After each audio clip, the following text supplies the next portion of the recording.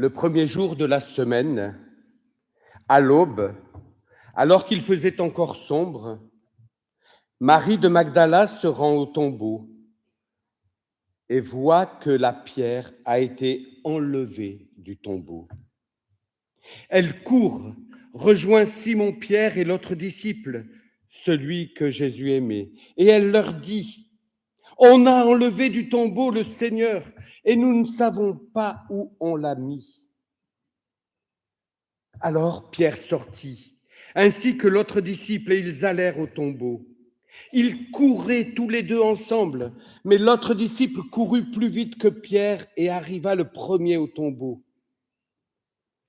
Il se penche et voit les bandelettes qui étaient posées là. Toutefois, il n'entra pas. Arrive à son tour Simon-Pierre qui le suivait. Il entre dans le tombeau et il considère les bandelettes posées là et le linge qui avait recouvert la tête.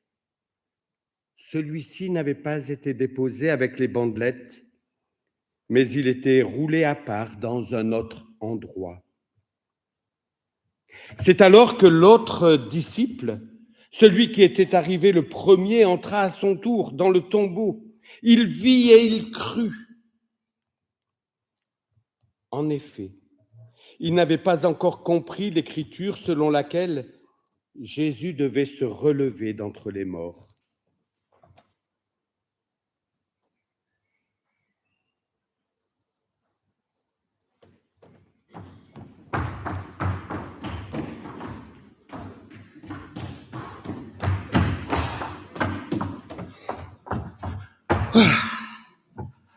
Ouf, à la vôtre.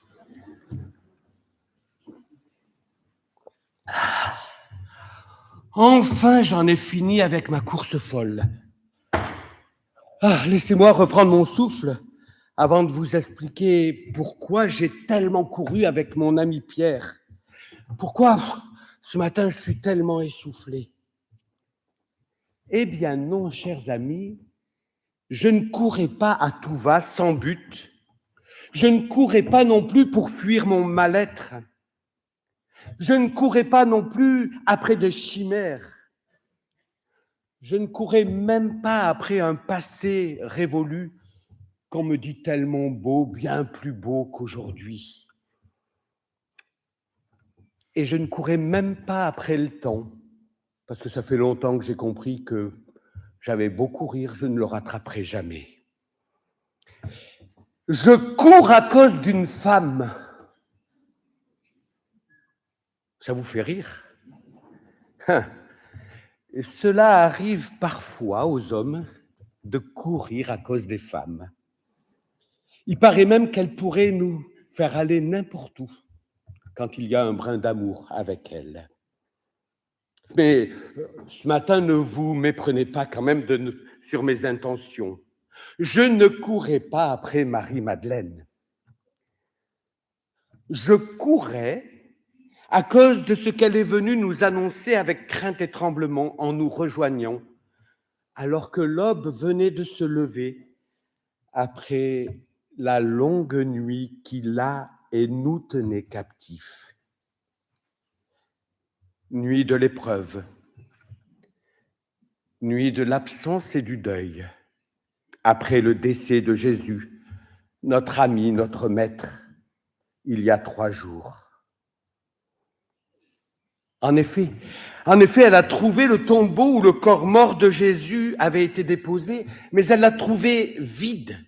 Et même, paraît-il, la pierre qui bouchait son entrée a été roulée. Par qui? Comment? Alors ça, je n'en sais rien et nul ne le sait.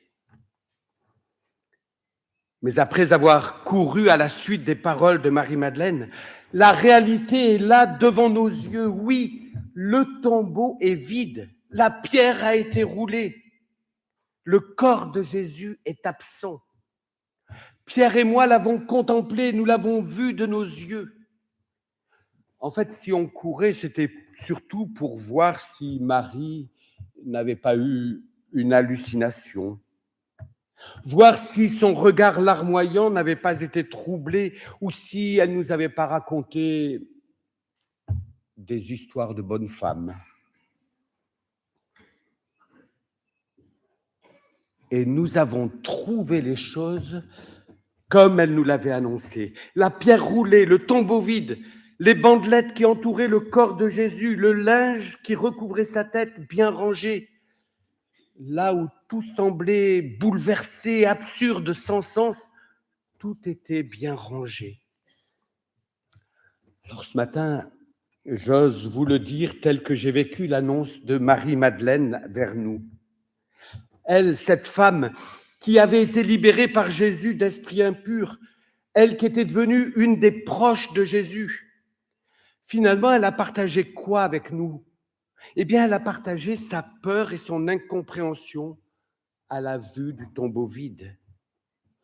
Elle ne nous a pas adressé un message très clair, mais elle nous a adressé un message qui nous a quand même mis en route pour voir ce qu'il en était, pour tenter d'éclaircir le mystère dont elle venait de nous témoigner. Ça veut dire, chers amis, qu'au départ, ce n'est pas la possible résurrection de Jésus qui nous a mis en route, mais c'est une peur, une question, un doute que Marie nous avait partagé. Et cela nous rappelle que passer de la découverte du tombeau vide à la foi dans le ressuscité peut prendre parfois du temps, beaucoup de temps. Le plus souvent, c'est un chemin parfois plein d'embûches, pour que nous puissions ouvrir des yeux de foi sur la réalité. Comme je m'entraîne tous les matins, je suis arrivé le premier au tombeau dans ma course folle avec Pierre. J'ai jeté un rapide coup d'œil sans même entrer et j'ai juste pu constater que ce que nous avait dit Marie-Madeleine était vrai, mais je n'ai pas plus prêté attention aux choses. J'en suis resté finalement à un regard furtif qui n'a que constaté le tombeau vide. Et cela a pu peut-être m'amener à dire « mais c'est impossible ». Cela m'a amené à penser le tombeau vide comme un fait divers scabreux. On a volé le corps de Jésus. Dans un premier temps, rien de plus. En tous les cas, ce n'est pas cette découverte-là qui va me faire crier de joie que Christ est vivant, Christ est ressuscité. Doute, questionnement, pourquoi sans réponse, incompréhension dans un premier temps. Et lorsque Pierre m'a enfin rejoint, ça fait longtemps que je lui dis qu'il faudrait qu'il mange un peu moins et qu'il reprenne le sport, eh bien, j'étais encore devant le tombeau vide. Mais lui, il a terminé sa course dans le tombeau. Lui, il est entré et il a pris le temps d'observer. Et même le texte nous dit de contempler. Un peu comme un détective qui prend le temps d'analyser les indices de la scène. Contempler, en grec, c'est théoréo. Et théoréo, c'est deux mots. Théo, Dieu, et oréo, voir. Voir Dieu. L'absence du corps de Jésus, mais aussi ses bandelettes rangées d'un côté, le linge qui recouvrait la tête de Jésus rangé avec soin de l'autre côté. Pierre a pris le temps de contempler, de voir Dieu dans cette absence et ce vide. Pierre semblait quand même réfléchir au comment, il s'en tenait à la réalité, au fait. Je ne sais pas jusqu'où il a pu déjà tirer des conséquences essentielles sur ce qui s'était passé, ni pour sa vie. D'ailleurs, il est resté silencieux devant les réalités. Et même aujourd'hui, je suis incapable de vous dire ce qui s'est passé dans sa tête, dans son cœur, alors qu'il avait pris le temps de contempler ce qui se donnait à voir devant ses yeux. Quant à moi, je ne pouvais pas en rester là. Et je suis à mon tour entré dans le tombeau vide. Oh, non plus pour jeter un regard furtif sur la réalité, mais pour prendre le temps de regarder, pour essayer de me faire une idée, pour comprendre. Oh, non pas comprendre comment les choses avaient pu se produire, mais plutôt comprendre le sens de ce tombeau vide, de ces bandelettes et de ce linceul plié si bien rangé. Ce que tout cela voulait dire, venez me dire dans mon aujourd'hui. Et c'est ce regard-là, oui, c'est ce regard-là qui m'a ouvert au croire à la fois. J'ai vu et j'ai cru. Avec des yeux nouveaux, avec un regard de foi qui cherchait le sens des choses, plutôt que de m'arrêter sur la seule réalité, j'ai cru. Je ne peux pas vraiment vous dire ce que j'ai cru, mais j'ai été bouleversé, tout mon être en a été retourné. Je puis seulement vous dire que je ne suis pas sorti du tombeau vide comme j'y étais rentré. Et c'était comme si je tournais le dos au tombeau, à la mort, lorsque j'en suis sorti. Je n'ai pas vraiment compris ce que je venais de vivre. Aujourd'hui, je ne peux pas vous l'expliquer avec des mots, mais je vous partage et je viens vous témoigner que j'ai cru. Et c'est ça l'essentiel. Ce regard de foi m'amène à croire aujourd'hui encore que l'absent est mystérieusement présent, que le vide du tombeau est signe d'une plénitude de vie à découvrir et à recevoir, là dans mon aujourd'hui, dans notre aujourd'hui, même au milieu de tout ce que l'on affronte, de tout ce que l'on travaille, de tout ce que l'on découvre, même au milieu, au cœur de nos deuils. Et c'est là, je crois, que le tombeau vide creuse une brèche nouvelle, ouvre une porte nouvelle, un chemin nouveau dans ma vie. Et si c'était cela, l'espérance plus forte que tout ce qui sent la mort? Au fait, je suis tellement troublé ce matin que je ne vous ai même pas dit mon nom. On m'appelle le disciple que Jésus aimait. Et aujourd'hui, justement, parce que mon nom n'est pas indiqué, mais qu'il est question du disciple que Jésus aimait, je crois qu'il peut être donné à toi de vivre aussi ce qu'il m'a été donné de vivre. Oui, ce peut être toi, chacun de nous, qui découvre aujourd'hui la pierre roulée, le tombeau vide. Est-ce que cela vient ouvrir devant nos pas, dans ton aujourd'hui, dans notre aujourd'hui?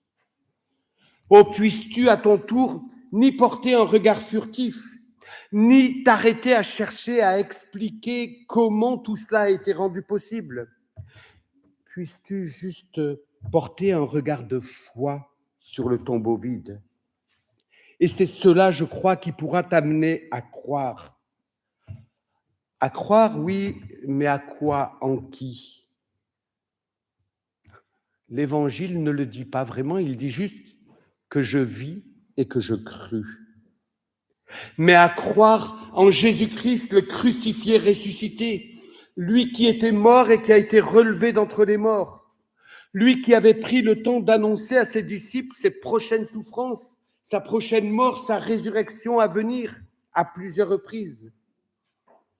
Mais je le reconnais humblement devant vous aujourd'hui, je n'avais strictement rien compris à ces paroles qui m'avaient été données pourtant pour me préparer à cette étape de sa vie, qui m'ouvrait un chemin sur lequel le Seigneur me faisait sans cesse passer de la mort à la vie, me relevant lorsque je tomberais, me libérant de tout ce qui me rendait prisonnier, m'ouvrant à son amour là où je ne me sentais pas aimé ou là où je ne savais plus aimer, me renouvelant dans l'espérance là où tout me semblait perdu. Oui, la résurrection de Jésus m'offre toujours dans mon aujourd'hui une reconstruction possible, là où tout semble détruit. un bourgeonnement de vie là où tout semble mort, un chemin d'espérance là où tout semble désespéré, à partir d'une rencontre personnelle avec lui, comme cette rencontre a été donnée à Marie de Magdala, puis aux disciples et à tant d'autres.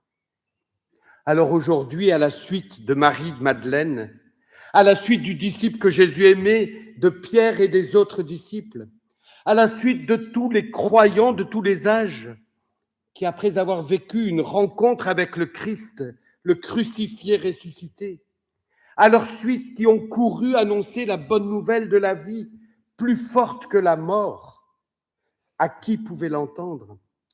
Moi aussi, je me mets à courir.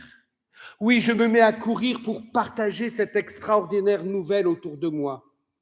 Cette nouvelle qui nous remplit de vie nouvelle.